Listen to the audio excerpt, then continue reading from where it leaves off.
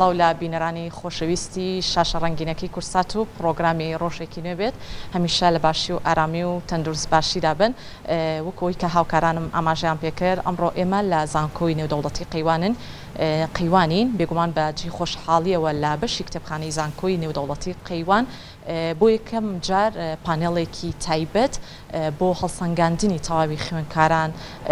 و لە هەمان کاتە بۆ مامۆستایانیش بە تایبەت ئەو خوێندکارانی کە لە خوێندنی ئەکادیمی و خوێندنی باڵایە درێژە بە خوێندنەکان ئێن چۆن بتوانن سوود ببینن لە تەواوی ئەو پێداویستیانی کە پێویستە خوێندکار لە خوێندنی باڵایە سوودی لێوەرگیرێت بە تایبەت ئەو پێداویستیانش لە بواری توێژینەوە یاخود تەواوی ئەو بابەتانی کە پێیوەستە بە گشتی زانستی بێت یاخود تەواوی نێو تاقیگەکان بێت کە پێویستە خوێندکار لەگەڵ درێژەدان بە خوێندن لە خوێندنی باڵایە پێویستە پابند بێت پێوەی و لە هەمان کاتە ئەتوانێت سوود وەرگرێت لە تەواوی تەکنەلۆژیا و تەواوی گەڕانەکانی لە بواری ئینتەرنێت و لە هەمان کاتە بەکارهێنانی ژیری دەستکرد یاخود زیرەکی دەستکردیش ڕۆڵێکی گرنگ ئەبینێت لەم نێوەندەیە بە خۆشحاڵی و لە ئێستاە ئەم بابەتانی کە باسم کرد لە تەواوی ئەو زانکۆیانی کە نێودەوڵەتین یاخود زانکۆکانی کوردستانیش بە شێوازێکی گشتی کار ئەکەن لەسەر ئەم بابەتە بۆ ئەوەی خوێندکار بتوانێت سوود وەرگرێت لە تەواوی ئەو پێداویستانی کە پێویستە لە خوێندنی باڵایە پێیوەست بێت پێوەی و گرنگی زیاتری پێبات جا بۆ ئەوەی کە ورتر لەسەر ئەم بابەتە بدوین لەسەر ئەم تەوەرە پێمان خۆشە بچینە لای مامۆستا ئەلەند مەحوی کە بەڕێزیان لە زانکۆی نێودەوڵەتی قەیوان مامۆستای بەشی میدیاشن بە خۆشحاڵیەوە ئەگەر بانگێشتی لای بەڕێزیان ئەکەین سڵاو لێ بێتۆم کاتت باش بێ مامۆستاییان هەر بالەوە دەست پێ بکەین پێشتر ئاماژەم بۆ کرد لەم بابەتەیە ئێوە گرنگی بە سیمینار و پانێڵەکانیان بەجێری خۆشحاڵیەوە بەڵام لەم بابەتەیە بۆ یەکەم جارە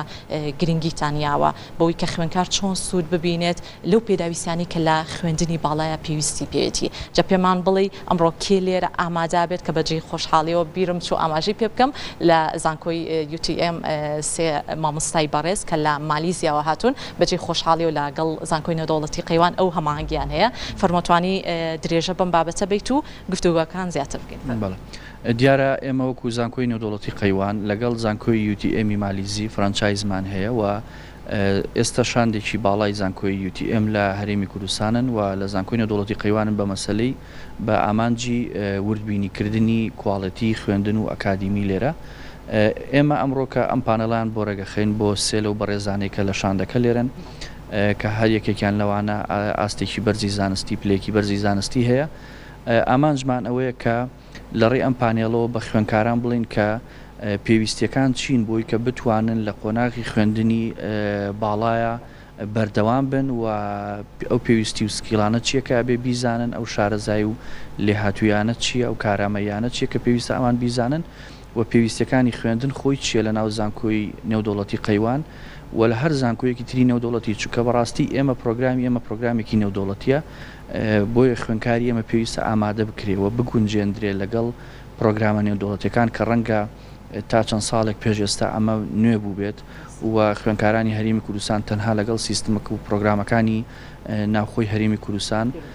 گونجابێتن بەڵام ئێستا خۆشبەختانە ئێمە شو چەند زانکۆیەکی تری نێودەوڵەتی هەیە و ئێمە هەوڵێن کە خوێندکارانی هەرێمی کوردستان بەدەر لەوەی کە ئەوانەی کە لە ناو زانکۆی ئێمن ئەوانەی تریش کە لە ئایانەوەی ڕۆژە لە ڕۆژانە زانکۆیەکی نێودەوڵەتی بخوێنن لە ڕێگەی ئەم پانێڵی ئەمڕۆ پێشکەشەکرێ و لە ڕێگەی چەندین چالاکی ترکە لە داهاتوو ئەنجامین بیان گونجێنین و تیان بگەێنین لەسەر پێویستەکانی خوێندنی باڵا لە زانکۆ نێودەوڵەتیەکانە. بە شێوازێکی گشتی مامۆستا ئەلەند کا بەڕێستان لە زانکۆی نێودەوڵەتی قەیوانن لەم پانێڵەیە تەواوی ئەو بابەتانە چییە کە گرنگی پێیان دوجاریش لە زاریەکێک لەو مامۆستایانە کە لە زانکۆی UTM مالیزیاوە هاتووە بۆ ئێرە قسە و باسی زیاتری لەسەرەکەین بۆی بزانین ناوڕۆکی ئەم بابەتانە تا چەندە سوودێکی باشی ئەبێت بۆ داهاتووی خوێندکار لە خوێندنی باڵای. بەڵێ دیارە زیاتر وردبوونەوەی لەسەرەوەی کە پێویستەکانی پرۆسی خوێندن چییە و ئەمانیش کە لێرن بەڕاستی وردبینیەوەکەن کە ئەم جۆرە خوێندنە ئەم جۆرە پرۆگرامە چه جۆرە لابێک و تاقیگەیەکی پێویستە چه جۆرە منهەجێکی پێویستە چه جۆرە توانە و لێهاتوویەکی مامۆستای پێویستە بۆی کە بتواندرێ بە تەواوی کەڤەری ئەم پرۆگرامە نێودوڵەتیانە بکە و چ جۆرە باڵەخانەیەک ینی باڵێن کەمپێکی زانکۆیی پێویستە هەموو ئەم شتانە ئەوانن کە ئەمان لێرن چێکیەکەنەوە لێرەش ئەمڕۆ لە پانێڵەکە باسیەکەن کە ئەم پێویستیانە چین بۆ ئەوەی کە خوێنکاری ئێمە ئامادە بێت بۆ ئەوی لە پرۆگرامێکی نێودوڵەتیا بخوێنێ. دەستەکانە خۆش بێ مامۆستاییان زۆر سپاس بۆ ڕوونکردنەوەکانت سپاس بۆ مامۆستا ئەلەند مەحوی لە زانکۆی نێودەوڵەتی قەیوان بە شێوازێکی گشتی باسی لەو بابەتە گرنگە کرد کە پێویستە خوێنکار لە خوێندنی باڵایە پەیوەست بێت پێوەی وەکەوەی کە لە قسەکانیشە ئاماژی پێکرد لە ساڵانی ڕابردووە ڕەنگە خوێنکار تەنیا پەیوەست بوو بێت بە جۆرێک لەو سیستەمەی کە لە تەواوی زانکۆکانی کوردستانە بۆ خوێندنی باڵا سوودی لێوەرەگیرا بەڵام لە ئێستای بەجێ خۆشحاڵیەوە زانکۆکانی ئەو زانکۆیانی کە نێودەوڵەتین و ئاماژەشم بەوە کرد زانکۆکانی دیکەش پێیوەستن بەوەی کە لینکێکی باشیان هەبێت لەگەڵ تەواوی زانکۆکانی دەرەوەیە زانکۆیەکی وەکو زانکۆی UTM مالیزیش نمونەیەکی زیندووە لەم بابەتە جا ئێستا پێمان خۆشەیەکێکی تر لەو بەڕێزانە بانگێش بکەین پانێڵستن بە خۆشحاڵیەوە ئەمڕۆ لە لامان میوانە زۆر بەڕێز دکتۆر عەبدولباست کە بەڕێزیان ڕاگری زانکۆی UTM مالیزیا بە خۆشحاڵیەوە هەندێک گفتوگویان لەگەڵاکەین بابزانین هاتنیان بۆ ئێرە بۆ یەکێک لە ناوەندە ئەکادیمیەکان و لە نێو زانکۆشە چ قسە و باسێک ئەکات لەسەر گرنگی پێداویستەکانی خوێنکار بۆ خوێندنی باڵا بەڕێزانەگەر بفەرمونە لای ئێمە سلااوتان لێبێت و ئەم کاتتان باش بێت بەڕێزیشت ئەگەر ئەرک کێشی زۆر سپاس بۆ ئێوە بەینی بەڕێزیشتان باش ئەگەر بفەرمیتە ئێرەم زۆر سپاس بە سەرەتا بەیانیتان باش بەخێر بن سەرچاو سەرەتا بالەوە دەست پێ بکەین. Good morning. Thank you very much. سپاس بۆ ئێوە. هاتنی بەڕێستان لە زانکۆی UTM مالیزیا بۆ زانکۆی نێودەوڵەتی قەیوان تایبەت بە پێداویستەکانی خوێنکار بۆ خوێندنی باڵا گرنگیەکەی چۆن ئەبینێت کە بەشداریان کردووە لەم پانێڵەیە.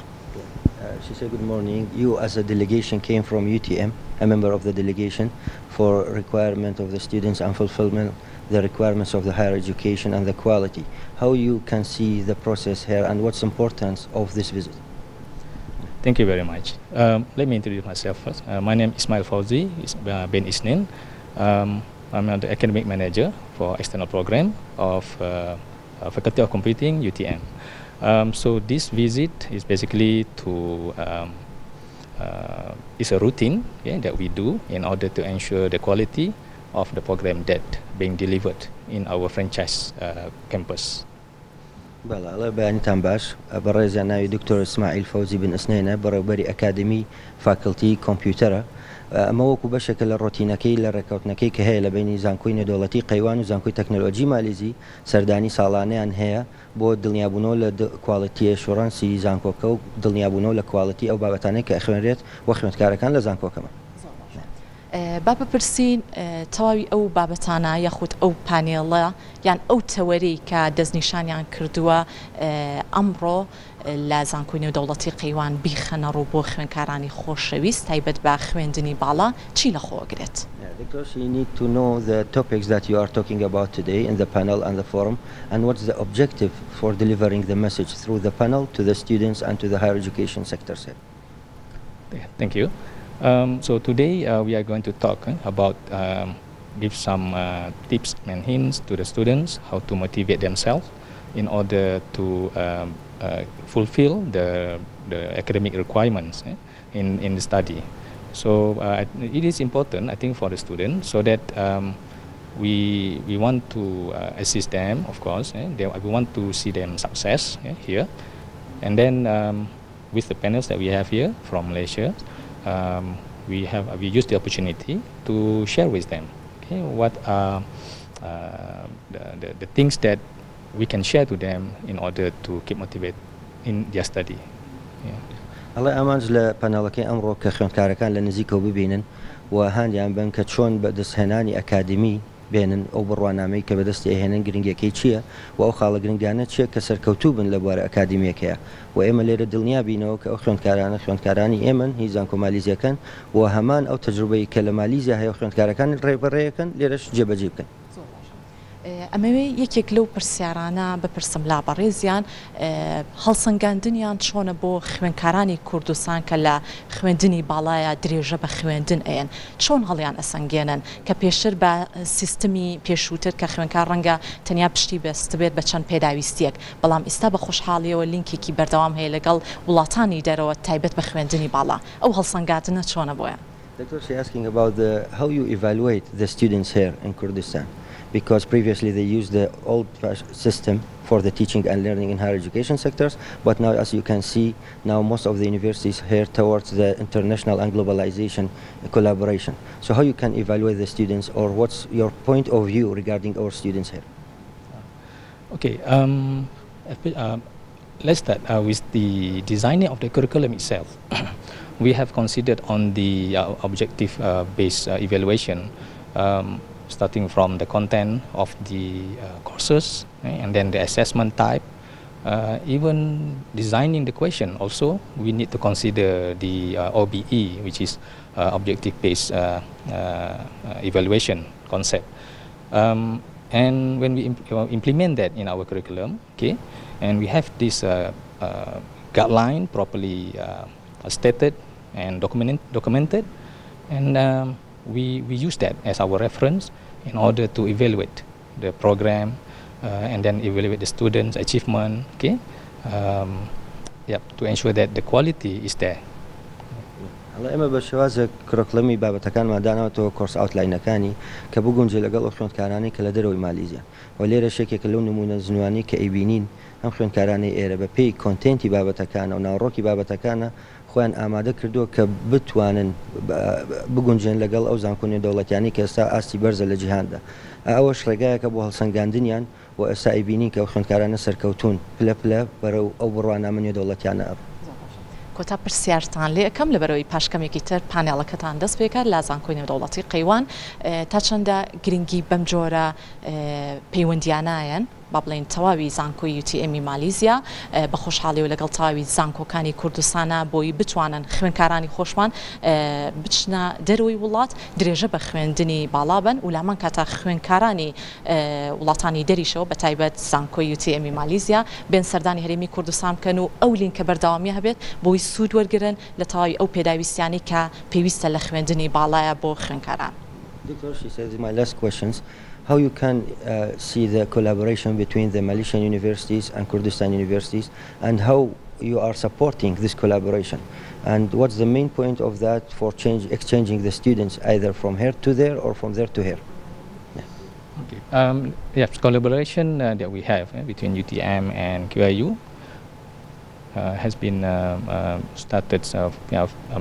a few years back. Yeah? Yes, I think the collaboration is very good. We learned and we understand each other, and then over the time I can see that the maturity of the understanding between the two parties is there. So it's a good thing, and I think it's a good collaboration. بەڵێ ئەڵە بەردەوام ئێمە لە هەندیوەیان و پشتگیری ئەوە ئەکەین کە ئەم کۆلابۆرەیشنانە ئەم ڕێکەوتنانە هەبێت لە ڕێی لێک تێگەیشتنەوە چۆن جێبەجێکردنی پرۆگرامێکی نێودەوڵەتی لە زانکۆکانی کوردستان و لە سەرەتاوە هەنێک گرفت و ئەلنگاری هەبوو بەڵام ئێستا وردەوردە ئەیبینین کە ئەمە ئاسانتر ئەبێت و جێبەجێکردنی فراوانتر ئەبێت لەسەر ئاستی زانکۆکانی کوردستان و بەردەوامی ئەمان سەپۆرتی ئەوەکەن کە خوێندکارانی ئێمە سەردانی ئێوە بکەن یاخود خوێندکارانی مالیزە سەردانی ئێرە بکەن لە داهاتووە و هەروەهاش بۆ ستاف ئەکادمیەکانیش. زۆر سپاس بۆ بەڕێز ئامادەبوونتان دەستان خۆش بێت زۆر سپاس زۆر سپاس بۆ ئێوە سپاس بۆ میوانەکانم لەم بەشەی پرۆگرام بە خۆشحاڵی وەکو ئەوەی تەواوی ئەو میوانانەشم کە لەم بەشەی پرۆگرام ئاماژەیان بۆەوە کرد سازکردنی ئەم جۆرە پانێڵانە دەرفەتێکی گرنگ ئەڕخسێنێت بۆ خوێندکاران ئەوانی کا درێژە بە خوێندن لە خوێندنی باڵا و خوێندنی ئەکادمی بتوانن بەشداری بکەن لەم جۆرە پانێڵانەیە بە خۆشحاڵیەوە لا زانکۆی نێودەوڵەتی قەیوان ئەم دەست پێشخەریە کراوە ئومێدەخوازین لە تەواوی زانکۆکانی کوردستان و ئەو زانکۆیانی کا نێودەوڵەتین گرنگی بن بەم جۆرە پانێڵانە تاوەکو لەو سیستمی کە پێشووتر خوێندکار پێوی پابند بوو بتوانێت لەو سیستمە دەربچێت بەڵکو سیستمێکی نوێتریش سوودی لێوەرگریە ئەویش لە ڕێگەی ڕێکەوتنەکانی زانکۆکانی کوردستان لەگەڵ زانکۆکانی وڵاتانی دەرەوە.